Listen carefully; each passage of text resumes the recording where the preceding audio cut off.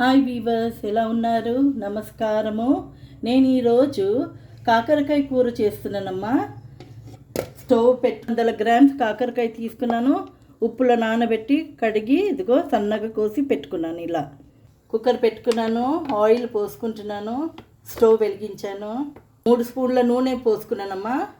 1 spoon జీలకర్ర, spoon ఆవాలు, కచ్చపక్క దంచిన వెల్లుల్లి, 10 రెప్పల వెల్లుల్లినాను, 2 పెద్ద ఉల్లిగడ్డమ్మ, మిరపకాయలు 3 పచ్చిమిరపకాయలు స్లిప్ చేసి వేసుకున్నాను.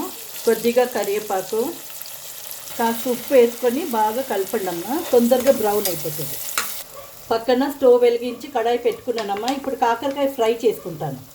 స్పూన్లో నూనె పోసుకున్నాను. 3 స్పూన్లు కాయ వేసుకుంటున్నానమ్మా. ఫ్రై చేసుకుంటాను. కొద్దిగా వేసుకుందాము. ఉప్పు వేసుకుందాం. 1 spoon ginger garlic paste, 1 spoon పసుపు, 3 టమాటాలు తీసుకొని కట్ చేసి పెట్టుకున్నాము. టమాటా వేసుకున్నాము. లో ఫ్లేమ్ చేసుకొని బాగా మగ్గనివ్వాలమ్మా. 1 స్పూన్ కారం పొడి, స్పూన్ ధనియాల పౌడర్, బాగా కలపాలి. మొత్తం స్మాష్ అయిపోయింది చూడండి.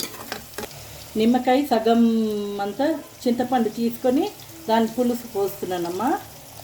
నిమ్మకాయ సైజ్ అంతా. ఇప్పుడు కాకరకాయ అయిపోయిందమ్మా. కొంచెం ఫ్రై చేసుకోవాలి. ఇందులో వేసుకుంటున్నాను. ఇప్పుడు ఉప్పు అంతా సరిగ్గా చూసుకొని 1 విజిల్కి ఆఫ్ చేసేద్దాం. చూడమ్మా, అయిపోయింది. ఇప్పుడు కొత్తిమీర వేసుకుందాము.